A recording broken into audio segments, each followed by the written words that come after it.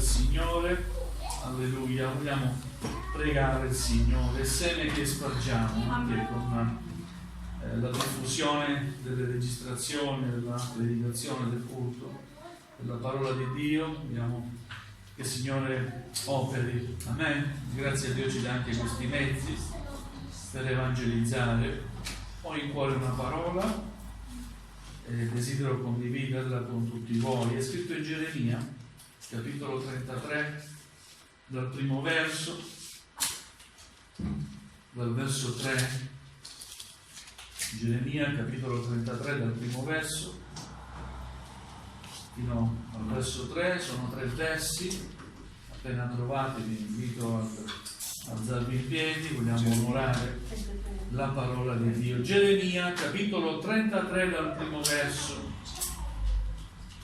fino al verso 3. Se l'avete trovato inizio a leggere. Il Signore sia lodato. La parola del Signore fu rivolta per la seconda volta a Geremia in questi termini: mentre egli era ancora rinchiuso nel cortile della prigione. Così parla il Signore che sta per far questo, il Signore che lo concepisce per mandarlo ad effetto, colui che ha nome il Signore. Invocami e io ti risponderò, ti annunzierò cose grandi e impenetrabili che tu non conosci. Amen. Fin qui la lettura della parola del Signore. Vogliate accomodarvi, invocami e io ti risponderò, ti annunzierò cose grandi e impenetrabili che tu non conosci. Gloria al Signore. Questa è stata la parola che Dio ha rivolto al suo profeta mentre era rinchiuso nel cortile della prigione. Il profeta aveva da parte del Signore predicato, aveva da parte del Signore annunciato una parola al re e aveva detto che il Signore aveva stabilito che una potenza straniera avrebbe conquistato Gerusalemme, avrebbe devastata tutta la nazione, avrebbe ucciso e poi avrebbe fatto prigioniere la popolazione di Israele, avrebbe deportato a Babilonia, perché il popolo si era allontanato dal Signore, si erano illusi, il popolo di Israele si era illuso che comunque stava servendo il Signore, quindi all'udire questa parola il re non ha accettato questa parola come da parte di Dio, ed ecco che ha rinchiuso il profeta in prigione. Ma volevo sottolineare insieme a voi che in realtà il profeta non era in prigione, era nel cortile della prigione. Non era proprio rinchiuso in una cella, quindi in un luogo ristretto con 4 mura e con una sbarra come finestra. Gli era stata data una falsa libertà, era nel cortile della prigione, quindi un luogo aperto, ma comunque la sua libertà era una libertà limitata. E a volte ci troviamo anche noi in una prigione che non è vera prigione, ma ci sentiamo limitati nella nostra libertà. Ci sentiamo ancora, come dire, rinchiusi, non completamente liberi, ma gloria a Dio perché la parola di Dio giunge sempre puntuale, e la parola di Dio non ha barriere, anche nelle prigioni sa arrivare ai figli di Dio. Bene. E vedete, il profeta era rinchiuso nel cortile della prigione, probabilmente il re non se la sentiva di mettere il profeta tra i delinquenti, quindi trattarlo come un delinquente, perché forse sapeva in cuor suo profondamente che il profeta aveva ragione. E tante volte noi non vogliamo accettare la verità, vogliamo illuderci di una nostra verità perché è una verità più comoda rispetto alla verità. Dio ci dia grazia veramente di accettare l'unica sola verità. Cristo è verità. La parola di Dio ci dice sempre il vero. Amen. Alleluia. E quindi il profeta, mentre era rinchiuso, mentre era forse afflitto, mentre non si sentiva completamente libero, ecco che la parola di Dio giunge al suo cuore, proprio in quel contesto, in quel momento, in quella situazione, in quel luogo. E gloria a Dio, vogliamo dire: Signore, parlami, vogliamo dire: Signore, fa che la tua parola giunga al mio cuore, invocami e io ti risponderò, ti annunzierò cose grandi e impenetrabili che tu non conosci. Invocami. Ma anche lì nel cortile della prigione poteva invocare il profeta il Signore? Sì, lo poteva invocare. Non c'è luogo che possa impedirci di invocare la presenza del Signore. Non c'è contesto, non c'è situazione, non c'è prova, non c'è difficoltà che possa impedirci di invocare il nome del Signore. Amen. Alleluia, gloria al Signore. Ecco, quella parola che giunge al profeta lo fa sentire libero. È come se quella parola avesse spezzato quei legami che lo tenevano prigioniero in quel cortile. Alleluia. Annuncia cose grandi il Signore se noi lo cerchiamo. E volevo anche leggere un passo che è scritto in Luca, capitolo 4, dal versetto 16, dove il Signore si reca a Nazareth, entra nella sinagoga, in un luogo di culto, nel luogo di culto degli ebrei, chiamata sinagoga, e lì succede qualcosa. Vogliamo leggere Luca capitolo 4, dal versetto 16. Si recò a Nazareth, dove era stato allevato, e come era solito entrò il giorno di sabato nella sinagoga. Alzatosi per leggere, gli fu dato il libro del profeta Isaia. Aperto il libro trovò quel passo dove era scritto: lo Spirito del Signore è sopra di me, perciò mi ha unto per evangelizzare i poveri, mi ha mandato ad annunziare la liberazione ai prigionieri e ai ciechi il recupero della vista, a rimettere in libertà gli oppressi e a proclamare l'anno accettevole del Signore. Poi chiuse il libro e, reso all'inserviente, si mise a sedere, e gli occhi di tutti nella sinagoga erano fissi su di lui. Gloria al Signore. Ora, chi è colui che dà libertà? Chi è colui capace di liberare i prigionieri? È Gesù. Abbiamo letto questo passo per farvi comprendere, voglio riuscire a trasmettervi che la parola di Dio non giunge mai a caso. Dio sa quello di cui abbiamo di bisogno. E Dio sapeva quello che il profeta aveva bisogno in quella circostanza, chiuso in quella specie di prigione, rinchiuso nel cortile della prigione. Vedete, Gesù entra nella sinagoga e, alzatosi per leggere, gli fu dato il libro del profeta Isaia. Era questo il culto. Si leggeva il rotolo del libro. La parola di Dio non era raccolta in un unico canone. C'erano i libri scritti in rotoli di pergamento. E a caso gli fu dato il rotolo del libro di Isaia. E guarda caso, la parola fu Isaia capitolo 61, i primi 2 versi. Abbiamo scritto proprio queste parole che abbiamo letto. Lo Spirito del Signore è sopra di me. Gesù sta leggendo nella sinagoga questa parola. Lo Spirito del Signore è sopra di me, perciò mi ha unto per evangelizzare i poveri. Sta parlando di se stesso. Mi ha mandato ad annunziare la liberazione ai prigionieri e ai ciechi il recupero della vista, e a rimettere in libertà gli oppressi, e a proclamare l'anno accettevole del Signore, l'anno di grazia, il tempo della grazia del Signore. È una parola presa a caso. Non esiste il caso. È Dio che guida ogni cosa. Amen.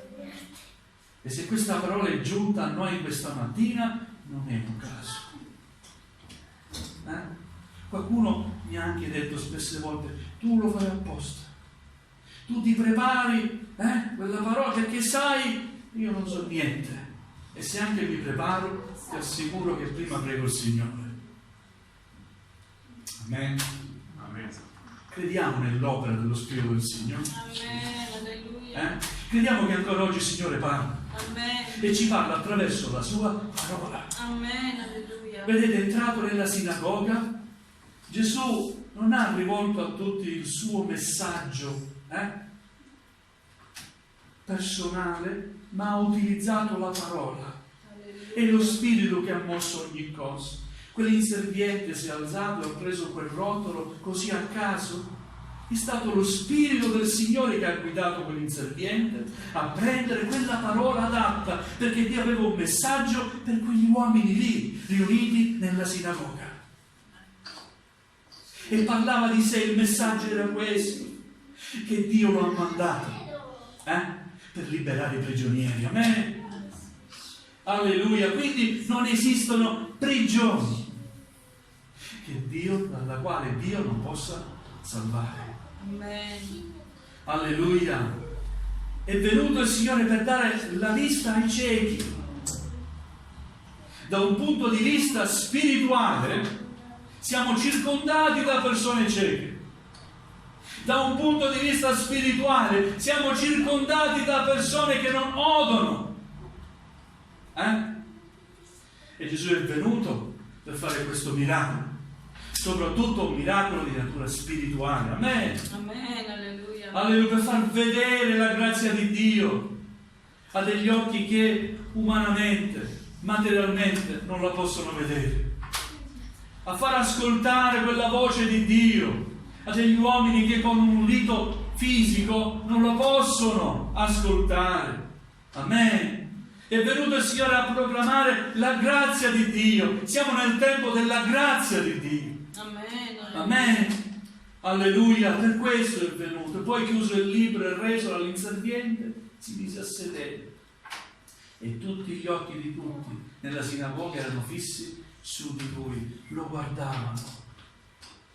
Perché come aveva letto quella parola, non aveva ancora spiegato nulla, ma aveva letto semplicemente quella parola. Che potenza al Signore. Amen. Tutti lo guardavano.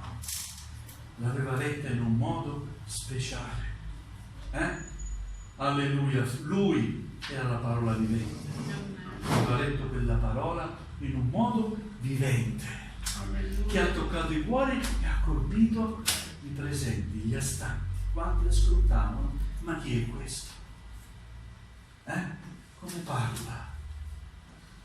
Alleluia, gloria al Signore. Bene, tornando alla prigione, quell'apparente prigione, a volte come credenti ci troviamo non proprio in una prigione, ma ci sentiamo in prigione. E perché ancora del tutto non abbiamo permesso alla parola di Dio di operare nel nostro cuore. E non stiamo vivendo una vita cristiana nella libertà. È il momento di cambiare questa cosa e di permettere al Signore di operare profondamente e completamente nella nostra vita. Amen. Sapete, il Signore non lascia mai opere incomplete. Quando inizia un'opera, io leggo nella parola, Lui la porta,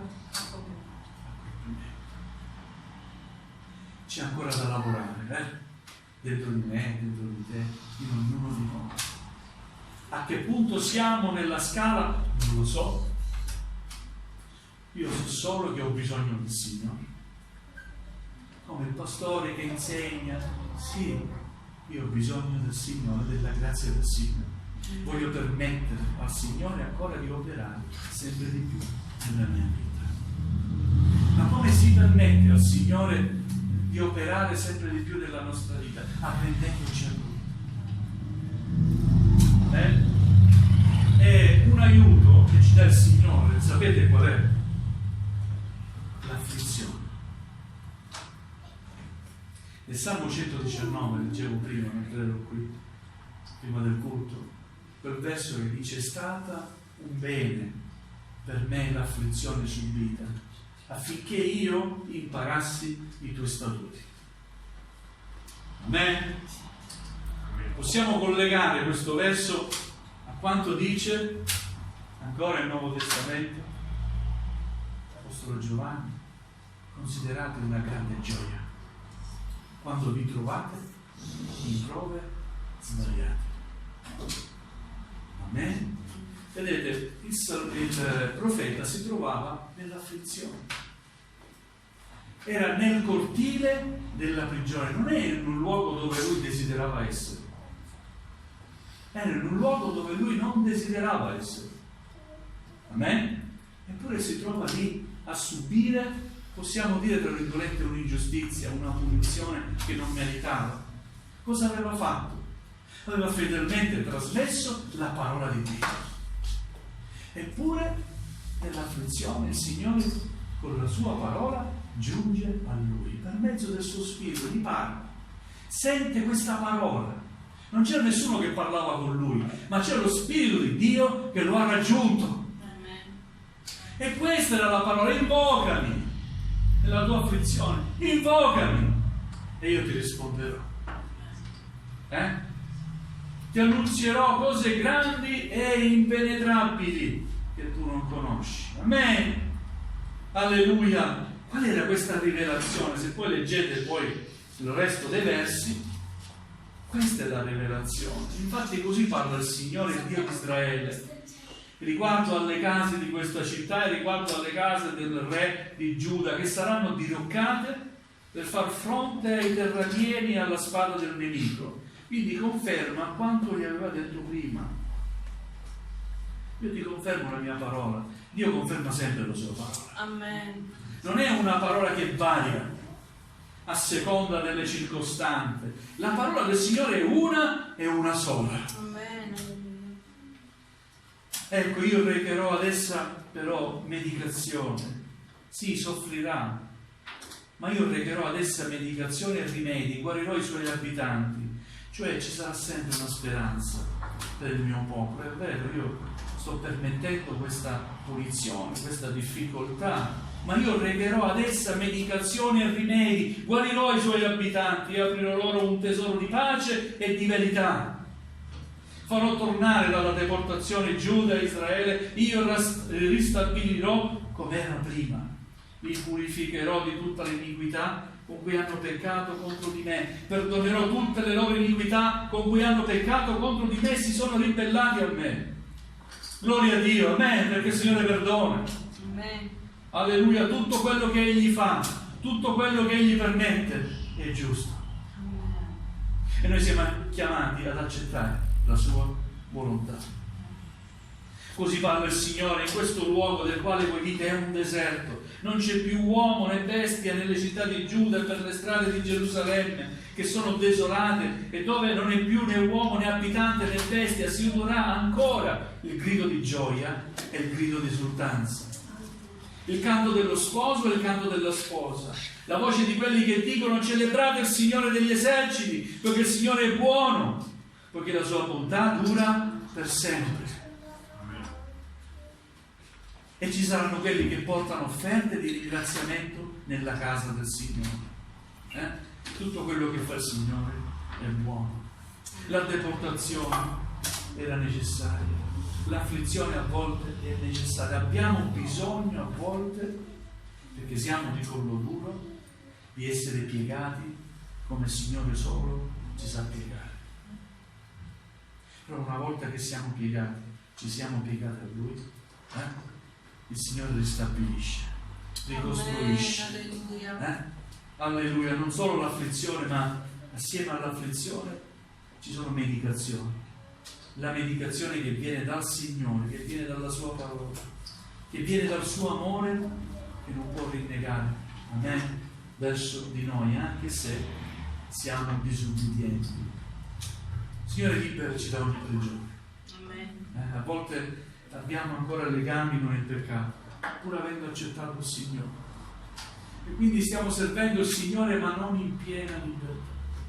A volte c'è il vizio che ancora ci portiamo dietro nella nostra vita. Credenti, sì, ma c'è qualcosa di nascosto dentro di noi. Non siamo proprio in prigione, sì, gustiamo la presenza del Signore, ma ci troviamo nel cortile della prigione. Alleluia. Vogliamo dire, Signore, spezza le catene. Libera il tuo popolo. Libera la mia vita, Signore. Amen. Affinché io possa invocarti. E Alleluia. possa ascoltare da te le cose meravigliose che tu vuoi rivelarmi. Alleluia. Amen. Alleluia. Alleluia. Dio ha mandato il suo figliolo proprio per quest'opera. Alleluia. Cristo è venuto per liberare. Lasciamoci liberare dal Signore. A Alleluia. volte il Signore si presenta nella nostra vita e dice: io voglio rompere queste catene. No, non lasciamele ancora che ti piacciono. Ma non sei completamente libero. Dopo. Facciamo dopo. Signore, spezzo di catena. Amen. Ma devi scegliere tu. Il Signore si presenta a te, ma devi essere tu a scegliere. Il Signore non ti forzerà mai. Amen. Invocami e io ti risponderò. Se tu non mi invochi, io non posso rispondere. Vuoi delle risposte? Vuoi che io ti parli? Invocami. Cercami. Adorami. Cercami in preghiera. Nella tua sofferenza, cercami. Io ti risponderò. Alleluia. Amen. Gloria al Signore. Vogliamo alzarci in piedi, vogliamo ringraziare il Signore.